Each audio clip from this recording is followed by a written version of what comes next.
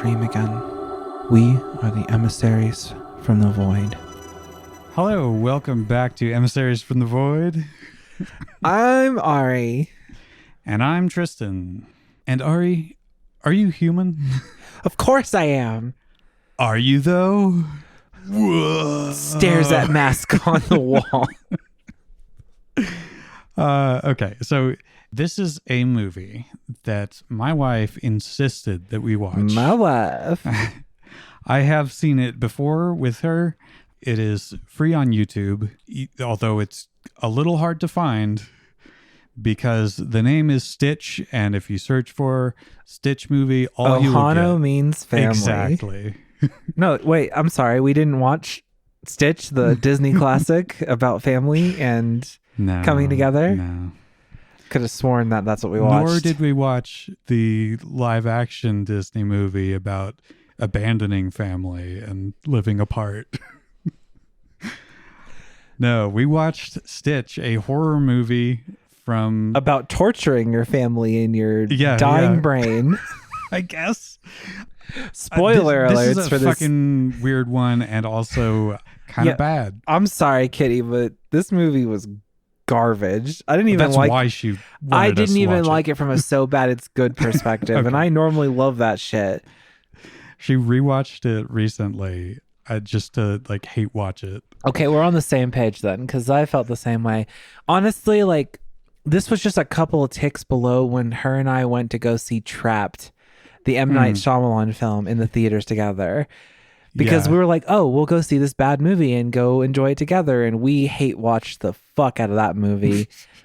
I don't talk when I'm in the movie theater ever. I'm a very respectful movie watcher when it comes to like being in public. Like obviously when we're doing our thing, we talk all the time during our viewing. But of course, I could not shut the fuck up in the theater when I was watching Trapped. A little side tangent here. That is the worst Shyamalan film I have ever seen in my fucking life. And I've never wanted a refund before in my life, but I wanted a refund for watching that because it wasted my goddamn time. I have not seen it. Good, don't.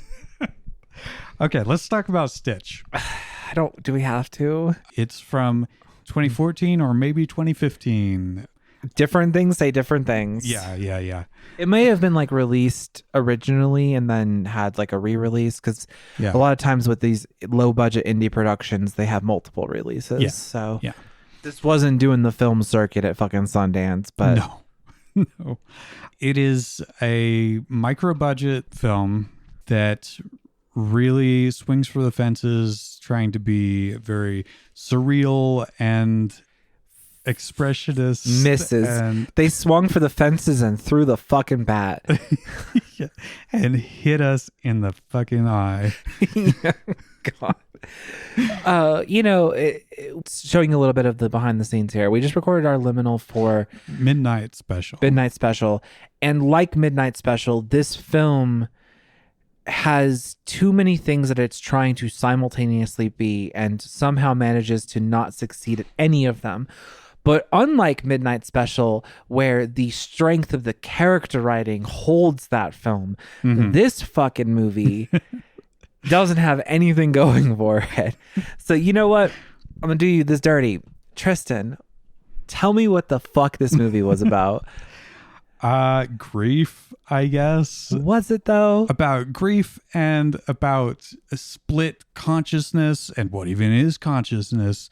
And maybe they were all the dying thoughts of a girl firing neurons as she was something quantum entanglement. Yeah. This is a movie that spent a lot of time having the characters speculate about what's going on, and it's all just red herrings and bullshit. And okay. But ultimately, like on a whole, I think it's about like torturing oneself with guilt, kind of in the same territory as Antichrist, but obviously not good. Honestly, I was going to draw my own comparison to Antichrist because, like, whereas Antichrist did psychic damage to me because of my trauma, this movie did psychic damage to me because it's just that bad. Yeah. Okay. So this is definitely one we're going to have to summarize because I don't expect everyone to watch this. Don't. Yeah, honestly. Watch our podcast. It's going to be better than the film. A group of friends, ostensibly, travel to this mansion in the middle of a desert. It's like a kind of a southern palace kind of white columns. Bigger on the inside. Like Yeah, one of those. The external shot that we get is a complete square. And the internal of the house is bigger than the external shots that we get. So they show up, and this kind of pissy landlady says that you're late and fuck you. I don't know. It doesn't matter. It doesn't matter. They go to this house. We learn that two of them are married. The other two are maybe engaged or just like in a long-term relationship. The married couple have lost their daughter recently, and they've come here to do a ritual to release their grief. Right. So their friend, he has a weird French name, but they call him P. So I think we can just call him P. Sure. P. Diddy says... No, yo. He's not that bad. No, he's the most likable one of them. He is. But he's the like amateur shaman of the group for whatever reason. And they construct this pyre and have this like cow skull on it or whatever. The pristine bleached cow skull. Oh, of course. Yeah, the ones that you can buy at Spirit Halloween. And they set up all these fires, and then he has them call death by saying, "I call death. I call death." And there is no afterlife. There's no reincarnation. There is only death. Like, honestly, like void. pretty fucking like dark side speech that he gives. Yeah. I don't. Maybe he's going for ego death, kind of. I'm reading too much into it. They burn some mementos of their daughter in the pyre, and then they all kind of lacklusterly, is that a word? Lacklusterly. Yes. Lacklustrously. They call death. I call death. I call death. I call death. I call him. I call death. Maybe he'll show up. And lo and behold, death appears. Yeah. In the window, to the wall. Smoky demon appears, and then weird stuff starts happening in the house, except not really, because weird stuff was always happening in the house from the moment they stepped in.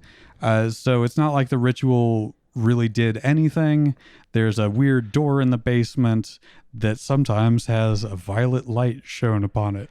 Yeah. Which is scary. And in a little while, it gets a weird face on it. A severed face. While they deal with all of this bullshit, they kind of get trapped in the house with this lightning storm, and their kind of personal demons come out. And on the radio, it says that hundreds of thousands are already dead. Yeah, there's a convenient radio broadcast saying that this is the apocalypse, guys. It's the end of the world, everybody. But we find out that it was Marsden, right? Yeah. We found out that he cheated on his wife with the girlfriend of P. She longingly has the promise ring that he gave her when they were in high school. Yeah. Like, you would think that the soap opera level drama that we got in this film would at least make it interesting, but I just don't fucking care. Yeah. So they all start being attacked by this demon who instantly stitches them up. Like, they just have stitched up wounds appear on them. Made up of their own nerve endings. It's briefly implied they might be stitched up with their own nerve endings. Which again, there is so much in this film that I'm like, that is so brutal. I love it in concept, but in execution, it's pointless. Yeah, just kind of mentioned in passing. And the married couple, they start seeing visions of their daughter, and they try to interact with her, and she explodes. And there's a creepy doll. There's also a creepy doll, and all of this bullshit, none of it matters. Eventually, Marsden talks to the landlady again, and she gives a bunch of exposition about. She's the one who says, "Are you human? You don't need you to be sure? dead to be in hell." Is what she says. She's like, "Am I dead? No. Where am I? You're in hell. You don't need to die to be there." Before you ask. Which is okay. That is a real thing. Like the idea of hell is a frame of mind. Yeah, hell is a place on earth. That's a famous ooh baby. Sure, but also like in a classical sense. Yeah. The idea that hell is not a place you go when you die. Hell is a place that you are in because you put yourself there. Right. It's a pretty common trope in fantasy. Urban fantasy specifically, right? Like, I mean, look at the Lucifer series, like the idea that hell doesn't have any locks on it. You put yourself in that fucking place. Yeah. Your own grief drags you there, basically. We're close to the end of the movie. I just want to wrap up this synopsis so we're all on the same page. He sees himself in his own home, and then it's kind of seems to be revealed that what we've been following is his like tortured inner soul as he dissociates. Or it's also like his daughter's phantasm of him inside of her own head. They throw a lot of stuff at you. They show her playing a video game that has a lot of the elements, and they imply kind of clumsily, I think, that this is her dying fantasy about them, but they all are also in it, because if they didn't say that, then there would be no stakes for these characters. A different version of this film could easily have worked because the stakes don't matter, because all we're seeing is some torture porn basically over these characters, right, where we can do anything we fucking want to these characters and it doesn't affect the living characters. And so it almost makes it like a more palatable torture porn. Mm-hmm. I could have been on board with that, but they can't even fucking commit to that. Yeah. It has to be some moral lesson where the conniving woman is taught a lesson by her husband who's like, I don't even know why I came to this understanding. Right. What's revealed at the end is that this whole group plus their daughter was in a car crash. Only the daughter was severely injured. Because she wasn't wearing a seatbelt. The others were. Yeah. And then in the hospital, she was awake during the stitching her up. Which, why are they stitching her up if they're having to do life-saving surgery? You don't stitch people up until they're... These doctors... They don't cauterize any wounds. No. She's gushing blood. Yeah, they go to the worst hospital. The 1-star hospital. Yeah. So, the wife... whose name is Serafina, apparently. Everyone's got pretentious ass names for their characters in this. Yeah, I looked it up. Pierno is his full name. Pierno. That can't be right. Purino. Purina Puppy Chow. Purina. And I shit you not, at least on Letterboxd, his girlfriend, not even in the cast. Jesus she doesn't Christ. get a name. She's the more interesting. She's got the most interesting part in the whole fucking movie. Got to go to IMDb for that. Anyway, Serafina sees the cops investigating this accident, and she's like, I can't lose you two. You have to lie. You have to say there was another car that jumped the median and forced you to swerve like you did. And never mind that there's obviously no forensic evidence for that. And we're also not going to tell our friends this story. All that matters is that we have the same story. And that's how they get off scot-free, but then the guilt gets to them. But what bothers me is that she believes this lie that she made up. She convinces herself of it, and then... I mean, honestly, I always took it... I've seen this movie so much. I took that rather as she embraced her own lie as a coping mechanism. Yeah, It kind of doesn't. It doesn't bother me as much as it bothers you. 'Cause there's other shit in this film that bothers me way more. Yeah, that's but fair. that part kind of made sense to me almost from a All right. I think it could have made sense to me, but the way that it's just like thrown out at the end Not as earned. part of this huge info dump.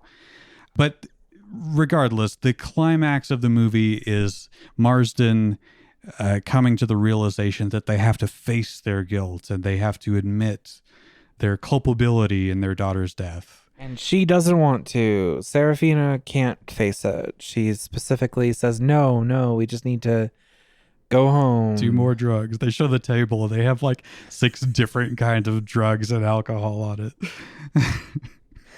The house is way too neat for someone who is spiraling into drug addiction. Yeah. They just have like a brick of heroin on the coffee table and a bunch of pills. And the apartment is pristine. So okay, that's the whole plot. Now you don't have to watch it. Plot in air quotes. Air quotes. Now we can talk about the scene that turned you on. Okay, hold on. You're gonna cut out the bit where I started talking about it earlier, so that's just the part that's. Yeah. This is just gonna be the new segment of the show. Now we talk about the parts that turned Ari on. Yeah, the monster fucker parts. Okay, so whatever P Diddy's girlfriend's name is. Yeah, who knows? I don't even remember her character name because she's really not like. She doesn't become relevant to the story until she's already dead. Right. So basically she gets murked. She can't handle the weight of things. So she runs outside and gets struck by lightning, gets really fucked up and mangled. And then at some point she succumbs to her injuries. Mm-hmm. And then the demon possesses her. Yeah. And it goes full Evil Dead. Like, which I was like, okay, I'm here for it. When that part happened, I was like, oh, the movie is rewarding me for my patience and perseverance through its bullshit. Like, now it's going to be interesting. Now it's going to be like, it's still awful, but now it's going to be like some grindhouse shit or something. Like, now we're going to get crazy. Now we're going to get like Event Horizon level shit happening right now, you know? And anyway, so she goes all full demonic and she, her eyes are all green and she's talking about like, how does it feel to be fucked, basically, as she takes her fingers and literally head fucks him by like pounding her fingers into his brain. And we keep getting flashes of like other random miscellaneous stuff, like them having sex in bed. And then there's some cartoons and stuff. And I was like, whoa, like this scene belongs in a different movie. Yeah. Like, it was so good. And I was like, I was really turned on by it. Like, audience, I'm not even ashamed to admit the fact that like I was like aroused by this violent head fucking that this guy was getting. Like, yeah. I don't know why it did it for me, but like, 1, the actress is hot, and 2, demons are hot, and 3, just the whole way it's shot, it's so dynamic, and it's so like, for just a 1 second, the camera director of this film like became a different human being and like got a lot better. And then afterwards the movie goes back to being dumb bullshit. Yeah. And I'm just like, yeah, I agree. When I first saw this movie, that was the scene that made me kind of perk up. Something interesting's happening. I know. The way that they splice in these little bits of cartoons is really evocative, and it fits with like being brain fucked. Yeah. And like having random images pop in. Like the main one is like when she sticks her fingers in, it's this cartoon of a baby having its teeth brushed by a parent and the toothbrush going into the mouth. It's just a really effective way of like showing the emotional weight of that intrusion. Right. And I was like, whoa, and I think I said that a couple of times, like, for example, the opening of this movie, even though it's clearly very low budget and they're using stock footage for parts of it and stuff, the opening of the film felt good too. Like there's flashes of brilliance we're walking in the wilderness and we came across a massive pile of shit, but there's like sparkling gemstones in it. Yeah, yeah. And it stinks and it's awful, but You get there's just a little scintilla of a good idea in there. yeah, and it's like that's basically all this director had was like 2 or 3 good ideas, and then Yeah. no, And not all of them went together, but No. everything went into the movie. this is a very kitchen sink kind of movie, and that's why it doesn't do anything well, because it like has elements of slasher, it has torture porn, it's got cerebral porn. Yeah. It's got a cerebral like horror about like, oh, what is real, and like, Yeah. it's possible to like have your consciousness exist and then a copy of your consciousness be suffering in hell, and Right. there's nothing that you can do about it, and it's just like, Yeah. Yeah. And then, yeah, at the end, the final shot of the movie is this really gruesome shot of the girl's corpse, corpse. so her fucking face, tasteless. before she's put into the morgue drawer, whatever that's called. Yeah, it really just undercuts any kind of message that it was trying to make, and makes it feel like what this honestly should have been, which is an episode on some horror anthology that is at most an hour long. Or like what I said is, this would make a really killer anime. Yeah. Like, because there's a lot of anime weirdness, and I think that the overall horror they were trying to go for would play better as like a super weird Adult Swim anime. Yeah. Or like, like something that you just like watch because you're like, what the fuck is this? And then you watch it and you're like, oh my God. And then they could have done the gore way better. And like with voice acting, it's easier to take multiple takes until you get a good one. And like, it just felt like what this director should have made was a fucking anime. Right. But obviously didn't have the budget for that. You know what I'm saying though? Like it just, this just... we're starting a new category, which is this movie would have worked better as an animated TV show on Adult Swim. Yeah. Honestly, a lot of things would fall into that, and it's another way that it's is similar to Neil Breen and Deandra T. Brown. Right, but like I respect Neil Breen and his vision, and he doesn't like. Say what you want, like his films are not as messy as this was. Like he kind of sticks to a vibe for the most part. The only like this kind of reminds me a little bit of Fateful Findings in how like it kind of starts as one thing and then ends up in a different place. But Fateful Findings earns its ending by the end because of just the journey we've been on. Why are you looking at me like that? Like, I don't know if I agree. We'll see how I feel when we get to it. Y'all, he has not looked at me with such incredulity before. Like I share some of your respect for Neil Breen in sort of a vague, abstract way, but I think his movies are pretty messy. Not as messy as this. This was way worse. Yeah. I mean, is it worse? I don't know. Okay. It's Let me ask you a question. Let's ask you a question. Okay, hold on. Comparing this movie to Deandra's movies, I'm there with you with that. But I don't know. Breen's films just feel different. I don't know what to tell you. Like, yeah, they do. They don't make me as angry as this movie. Is it because he's in on the joke? Do you feel like maybe like because we all laugh at it? Like, yeah, because like the coffee scene in fucking Fateful Findings, like we all fucking love it when he just destroys these laptops. But like I could easily see it turning somebody else off. I guess I don't know. Yeah, Breen just hits different. It's like it's junk food, but it's the junk food that I like. Yeah. I guess. I don't know. This one also felt a little bit more cynically made. Like it felt like they just wanted to make a super elevated spooky horror movie, and they didn't really understand how you accomplish any of those things. They wanted to be too elevated to make the torture porn that this clearly was supposed to be, but they also were not competent enough to pull off what they were going for. So what are the elements that you see as elevating or intended to elevate?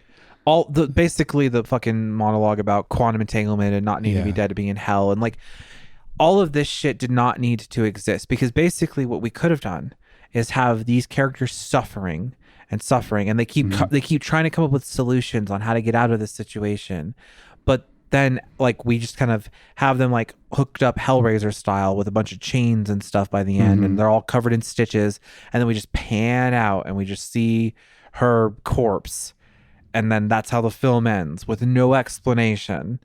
Like we get their understanding about what happened as characters. They talk about what happened. They talk about their daughter dying, but then we pan back and see that tasteless corpse shot.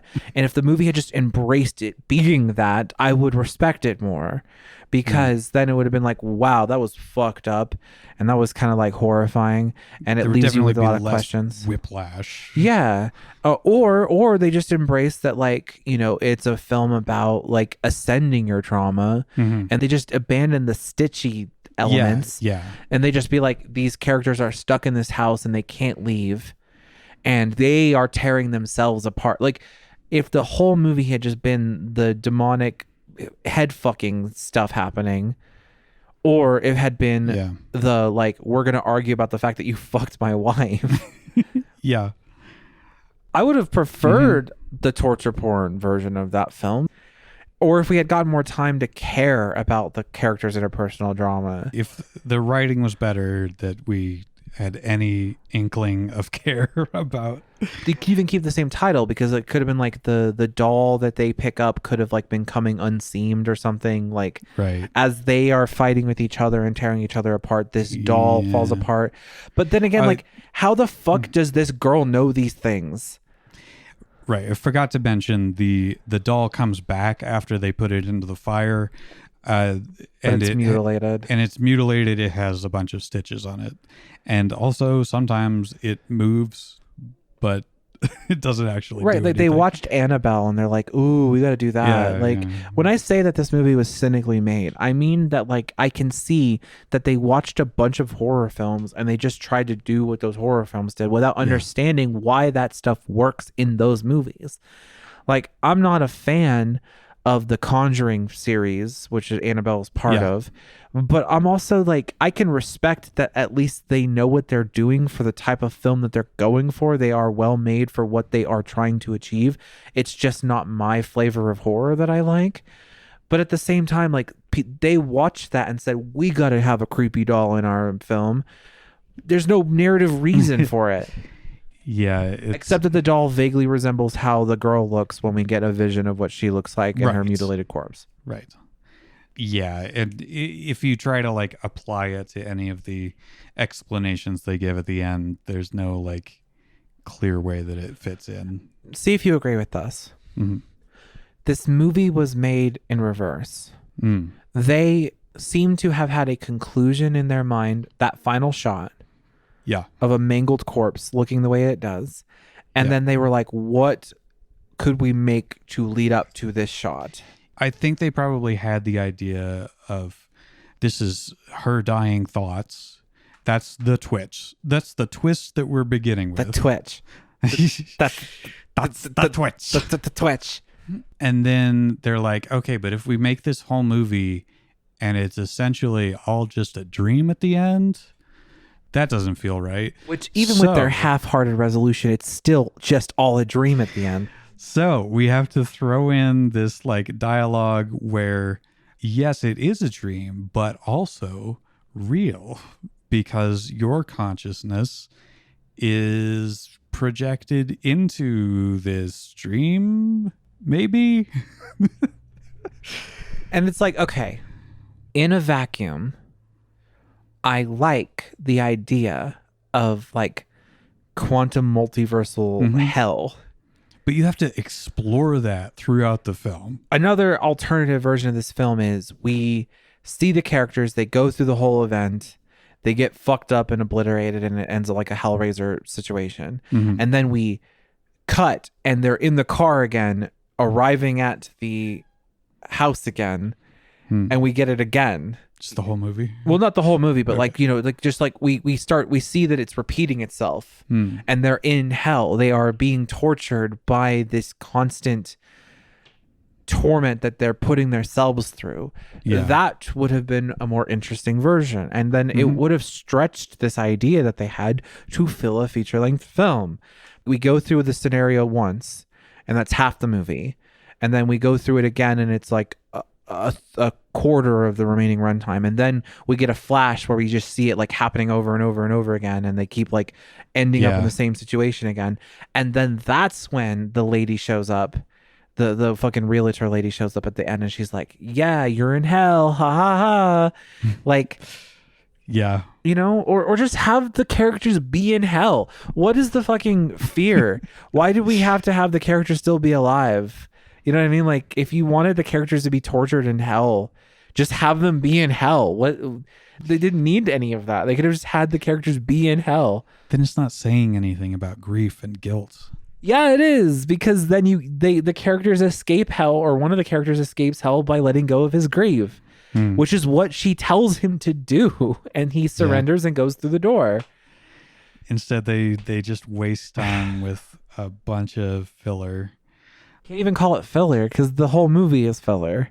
I mean, yeah, but some of it is more filler than other. Like, there's a scene where Serafina gets possessed in her sleep, sleepwalks to a bathtub, and I guess drowns herself in it, and then comes out of it with, you know, the scary ring hair face, carries a knife toward Marsden, and then drops it on the ground, and then a demon shows up and just punches Marsden.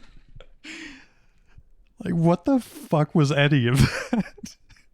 Right, because like I remember when it started and we were like watching it, and I'm just sitting there like, where are we going with this? Like, okay, we're going to the bathtub, we're gonna get down in the bathtub, and I was like, oh no. And I remember sitting there like, oh, okay, now it's gonna get good again. I was thinking she was gonna get into the bathtub and like mutilate herself, Evil Dead style. Like, again, this movie just should have been like an Evil Dead knockoff. That's what they seem to wanted to be doing with the stitches and the possession, and they do a whole Evil Dead scene, and the actress is having a great time doing it. She's really into it, and I mean, same says I would also be really into that. But no, nothing happens, and then you're right, the demon just shows up and punches him. Yeah, so many of the jump scares in this movie are just funny. Like I mentioned earlier, their daughter explodes. It's a scene where they're trying to approach her. They're like deluding themselves into thinking that they know what's going on, and they can just like make amends with her. They try to talk to her, and she like turns around and then just like a landmine and like blows them across the room. Hilarious. And there's also like chains everywhere after it happens, and I was like, oh, okay, so it's just like Hellraiser's DNA. Yeah. Like, okay, because like we've got creepy doll, check. We've got weird demon, check. We've got an Evil Dead scene where the demon takes over a corpse, check. We've got fucking Hellraiser chains, check. We've got the creepy haunted house in the middle of nowhere, check. Yep. We've got the apocalypse happening outside, check. We've got, Scary mask. Yeah, we've got the obligatory black character who definitely doesn't survive to the end of this film. Check. We've got a final boy. Check. Which, you know, a good subversion, I guess. It wasn't a final girl, but like... It's kind of both of them, I guess. This film is a horror movie bukkake. Yeah. Like...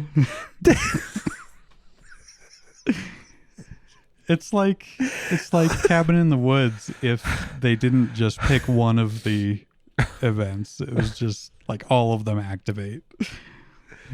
Yeah, exactly. It's like this film is literally like we impregnated this movie with the DNA of every single possible popular horror franchise. Yeah.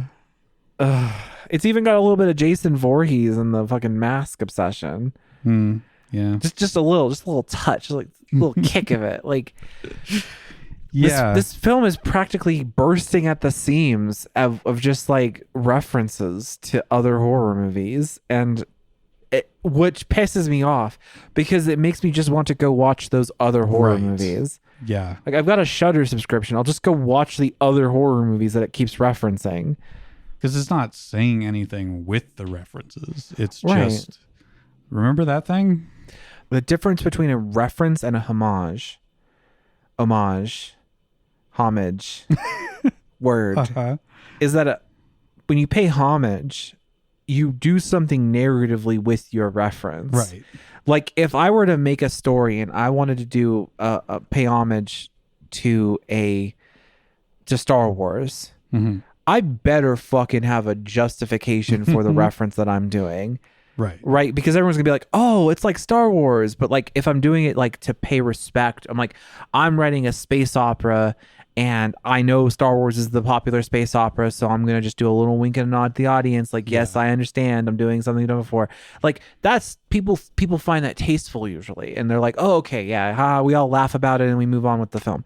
But this movie chooses to just have a bunch of shit happen, and the one that is the most impactful to the plot is the Evil Dead reference, because it actually motivates his character to like make changes to what he was thinking. But like, come on, like, just and I can find plenty of meaning in it. Like, obviously it's a lot to say about the fact that we put ourselves in hell and we torment ourselves and we beat ourselves up and we make these stitches out of our nerve endings because our wounds our self-inflicted wounds are exposed to the raw air, and we are keeping ourselves imprisoned in hell. And we're beating each other up because of the sins that we've committed, and we're not forgiving and we're not letting go. Like, okay, fine, like I can find the meaning in it, but I don't want to, because this film just kind of like wasted my time. One thing that my wife requested that we have to mention is a line when the face appears in the metal door in the basement. They're trying to break it down, and this fucking face appears that means absolutely nothing. It's from the video game she was playing when she died. But why put it also, in at all? Hold on, before you get to the point for Kitty, I just want to point out that this game that this girl is playing on her iPad is like legitimately the worst game I've ever fucking seen in a movie. Like, what are you supposed to do with this game? Like, it's like a couple of flash animations. Yep. Anyway, continue, please. Anyway, they're trying to break in with an axe, and it sounds like P says, "I've got a big ass out here." Even though he's probably saying, "I've got a big axe out here." He is. But it's Kitty's favorite part of the movie. Also, like, and just I have to mention it. Who the fuck? P's character is so poorly constructed because they cannot decide what kind of person he is. Like, when the movie starts, he's this like mysterious shaman dude, and then when we get to that scene, he's having a full-on meltdown crisis. And it's like, oh my God. The line that got me was, "Oh, I've studied the tarot cards extensively, but this is some spooky bullshit." And I'm like, what does it all mean? Like, because they have this journal from the daughter, and she's like wrote in the book, like, who am I? And like her totally not an adult handwriting, writing that in her book. Like, it covers like 2 pages, and it's like, who? If we're to believe that this teenage girl made this, then it's obviously like a zine that she's making, not a journal. Right. Well, like, for one, like, she's doing doodles like she's a 10-year-old who's like autistically obsessed with Five Nights at Freddy's. Yeah. You know what I mean? Yeah. But like she's supposed to be like 15 or 16 or whatever. Mm-hmm. They just told the prop department scary child drawings. Right. Well, like again, it's another one of those things where they've just taken it from all of the other TV shows and movies where they did the exact same thing. Like, yeah, and like some of it's from the game, so maybe that was influencing her. I would have liked some explanation. Like this is something they don't even hint at. Why is she questioning her identity? Is that part of any of this? How does it relate to a goddamn thing? right. It doesn't. Like it's almost like it's from an earlier draft of this movie. Yeah. I don't even know if there was an earlier draft of this fucking movie at this point, but Right. like I'm gonna say yes, right? Like as someone who is writing a novel, as of the recording of this podcast, I have written a rough draft of several of my chapters and I'm going back over it. And even if it's the worst novel you've ever read, I have at least gone through it 2 or 3 times. And I've got to imagine that the people who made this movie and put in however much money they put into this fucking movie, because it was produced under a production company, so this is a movie that had at least a budget. Right. It's not like This is not like a 100% independent production like with Right. Neil Breen. You know, that's also maybe why I respect Neil Breen better, is that he's self-funding all of this shit, whereas this is like an actual movie that a production label put fucking money into. And they can't even put on the stitch prosthetics correctly. They're just like putting it over the eyes. That was upsetting when he has a stitch too close to his eye so you can see the edge of the latex like bending as his face moves. And they're capable of putting on good prosthetics, because when the Evil Dead reference happens, her fucking makeup looks excellent. Yeah, like when she goes full, you didn't need to put it there. It could have gone somewhere else. right, or cut it short, like, Yeah, something. but like they were capable of doing good makeup, because when they get that scene with her, she has amazing, immaculately well done fucking prop design. She looks like a fucking weird Stitch demon from hell. Yeah. And I'm like, okay, so they can do it good. They just were choosing not to do it good. Like if you watch a Neil Breen movie and there's something that's out of place, you know it was just because he like couldn't do it. Like he just was incapable of doing it the way that he wanted to. Say what you want about the aesthetics of his films, but like he's not going to make a mistake like that unless like it's in Cade the Torture Crossing, I guess. But I get the picture that he put all that on himself and didn't have any help. So, you know, I'm a little bit more forgiving about it. And even then that looked better than this. I think it looked better than half the makeup in this fucking movie. What am I? What am I? Yeah. Oh, God. Yeah, that was one of the things that I'm sure they weren't trying to pay homage to Breen, but they did it. And they did it with the cow skull. We were waiting for it to turn to watch them. I wanted them to turn the page from Who Am I? And it's a magical day. Yeah, you know what? Honestly, I take it back. Breen has definitely made some of the same mistakes that this film has made. But again, completely self-funded indie venture, and he made Cade the Torture Crossing in fucking quarantine. Yeah. So again, I think he put all that prosthetic on himself. Yeah, there's a kind of charm to one guy kind of just doing figuring it out on his own. Yeah, and fighting a tiger. Yes. Which was glorious. Yeah. This is like we just don't have a lot to talk about on this fucking movie anymore. So this is kind of just a little teaser to when we do get to fucking Neil Breen getting to fucking him, but also getting to talking about him. That'll be my lesbian ass. The one man that I would fuck is Neil Breen. My God. Okay. Wow. Choices. But yeah, how do they work? Choices. That'll be the last episode of the season. We're gonna end each season with a Neil Breen in order, so it'll be double down, which is my favorite of his films. Yeah, it's kind of the most focused, I think. Yeah, but we'll get to that. We're struggling to make this like a full episode length.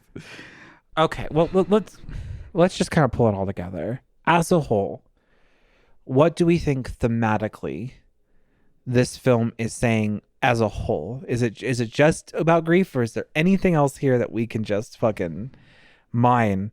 Have we extracted all the ore from this mine?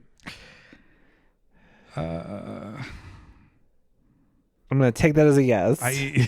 Yeah. I mean, I feel like everything at least relates back to grief. Like that's kind of the whole. I have one final thing that we can talk about. Okay. So I've given 2 alternative versions of this film that would have been better. How would you have changed this film to make it better? Right.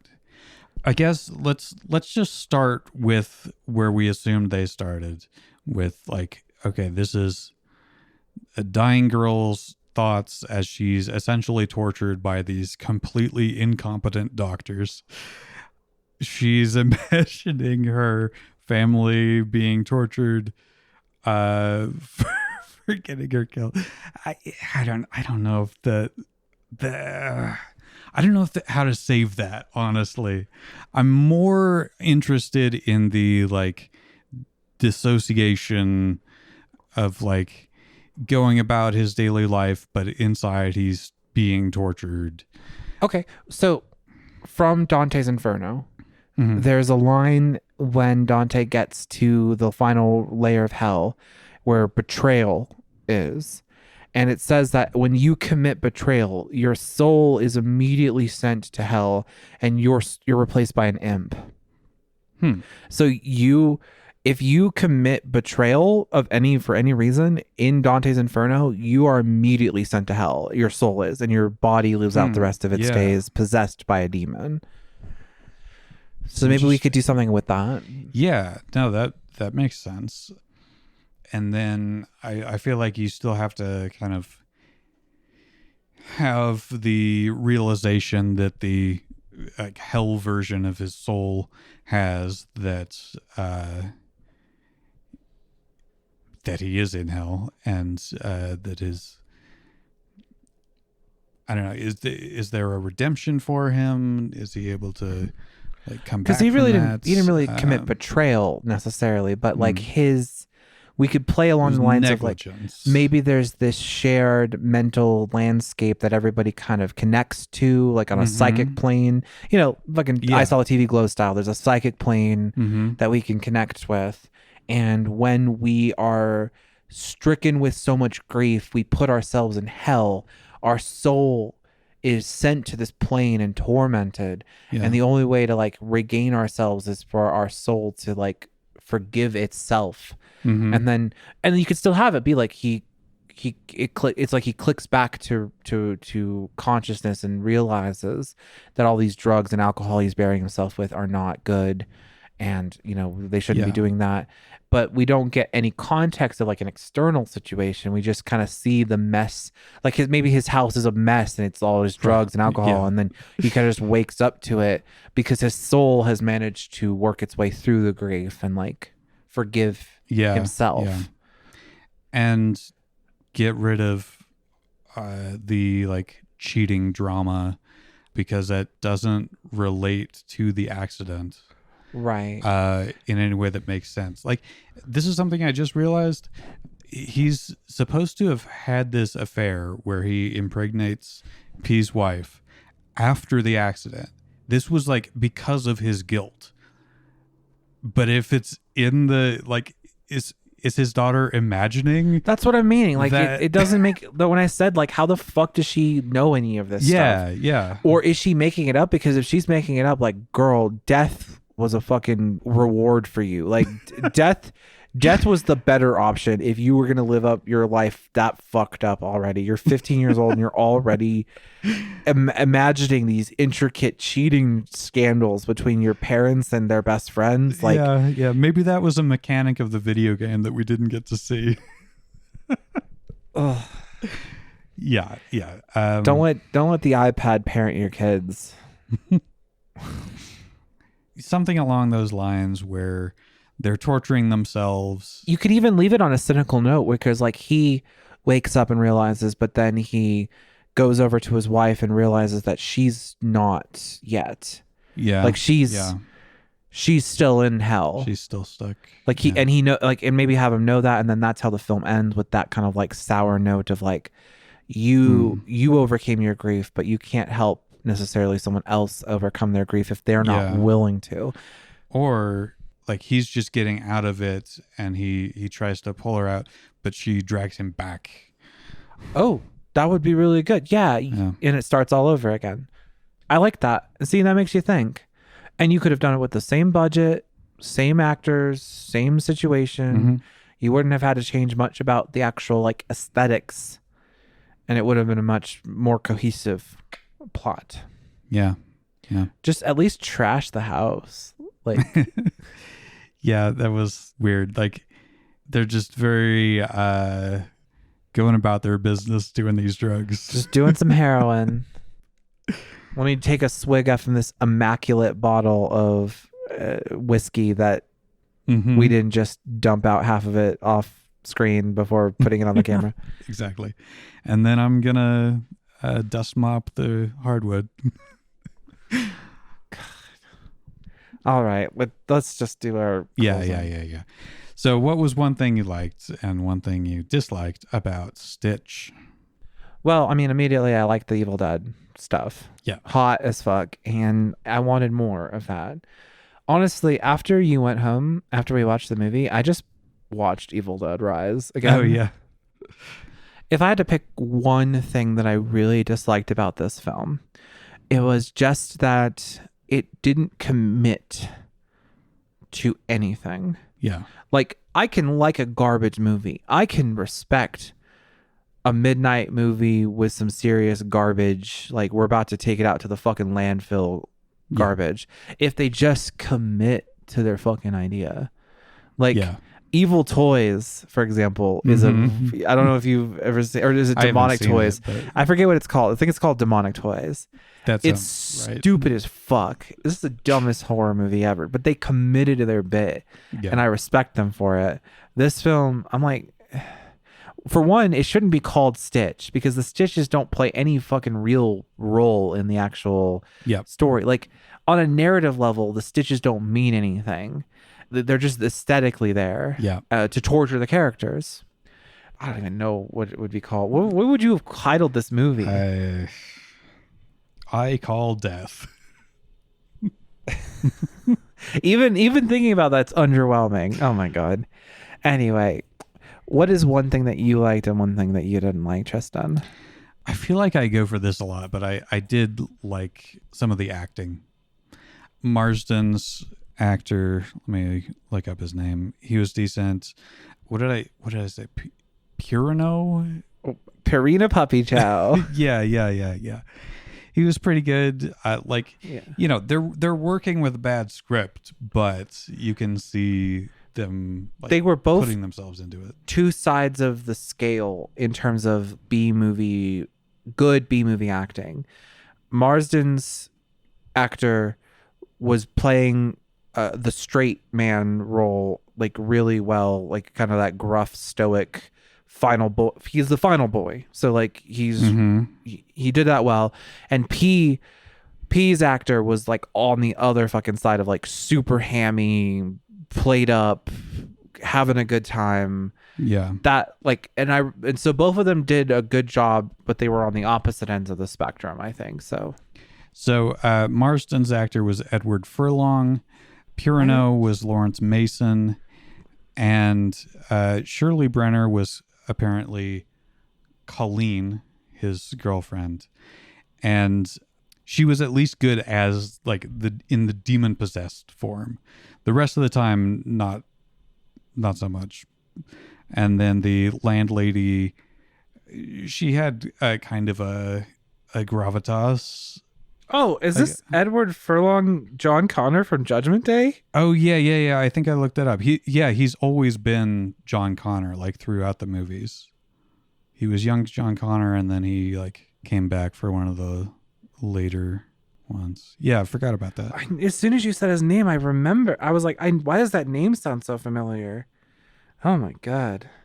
Young John Connor, I should say, because they had adult John Connor in the first one. But this was the one who taught Oh yeah, and he was had to the wear guy in cool Terminator glasses. Dark Fate as well. Okay.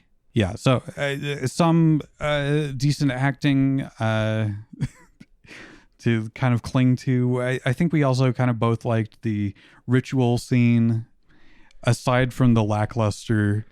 It was really silly, Calling and I of liked it death. because it was so over the top and silly. Yeah. If the whole movie had that kind of a tone, it would have been more entertaining. That really plays into kind of my thing that this would be a good anime, is because like the first 10 minutes of this film Mm-hmm.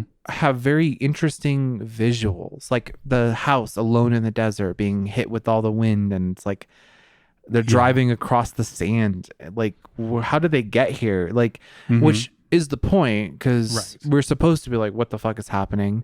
But I was like, wow, this is beautiful. Like, this is a very well done green screen visual effect that they're doing here.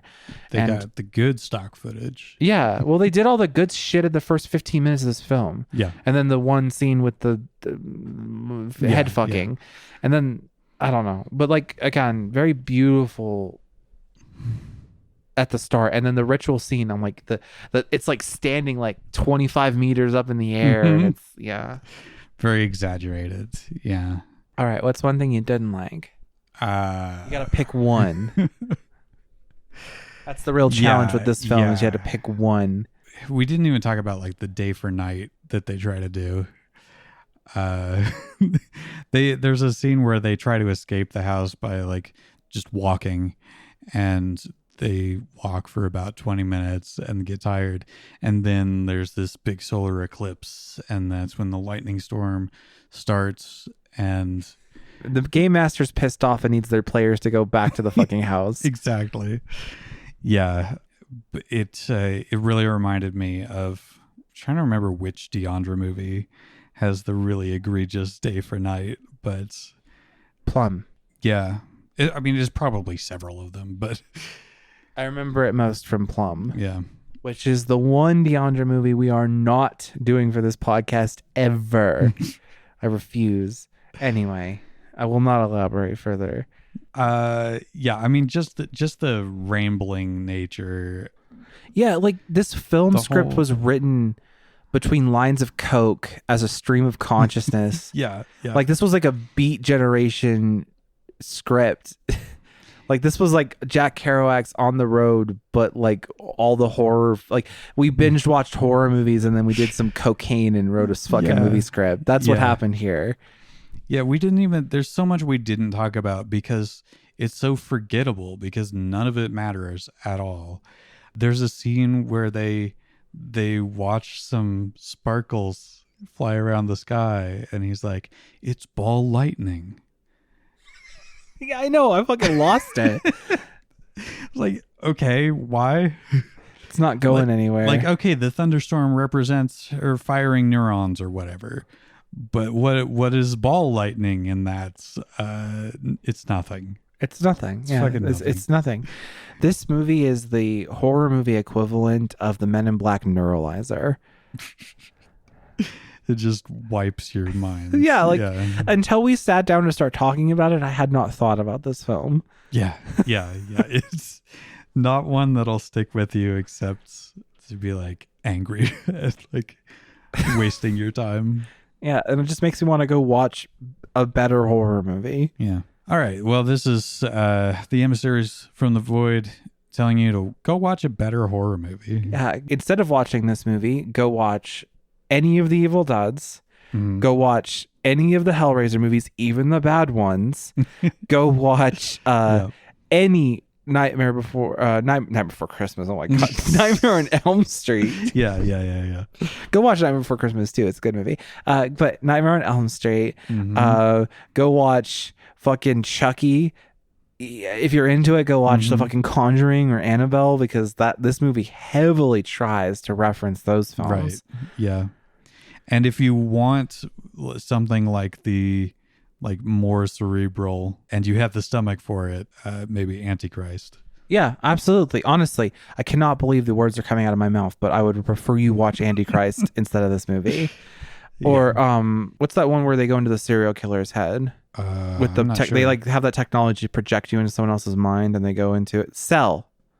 I haven't seen it. Hold on. Oh, okay. Yeah, The Cell. Year 2000 horror movie, and it is everything this film is trying to be, but better. It's all about that inside someone's mind, because he basically, the plot of that film, and not even a spoiler, is that they catch a serial killer and he's got his final victim, but he gets put in a comatose state, and so they have to send someone into his mind to try and figure out where his last victim is. And that, it's very, honestly, now that I'm thinking about it, there is a lot of similarities between what this film is trying to accomplish and The Cell from 2000. We should probably put that on our list. Okay. Well, something good came of this. Yep, something good came of this. And with this final sign off, I am never thinking of this film ever again. Deleting it from memory now.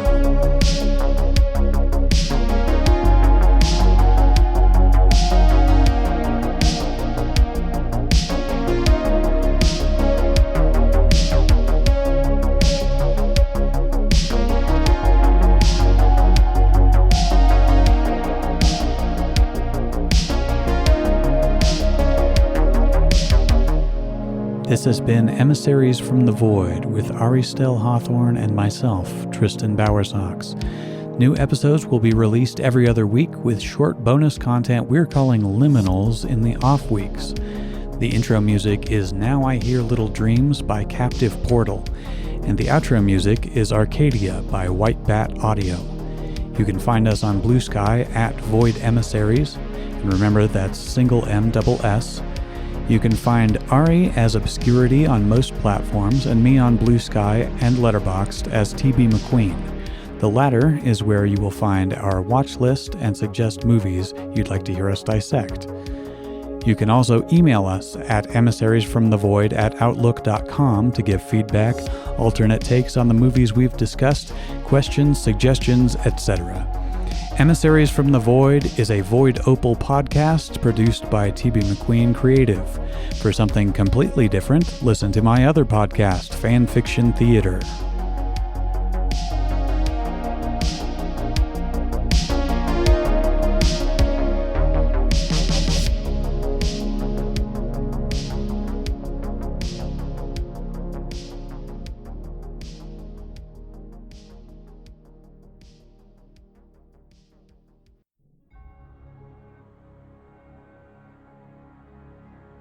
As the world unravels under the weight of an immortal sorcerer's despair, Tula must confront the man who quite literally stole her heart.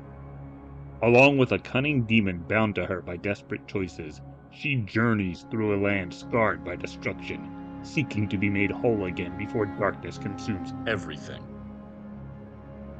A tale of resilience, reckoning, and the cost of hope. A Bird for a Heart explores what it means to hold on to your humanity when the world demands you let it go. A Bird for a Heart is a fantasy fiction podcast, written and recorded by Michael J. Patrick. Available wherever fine podcasts are found.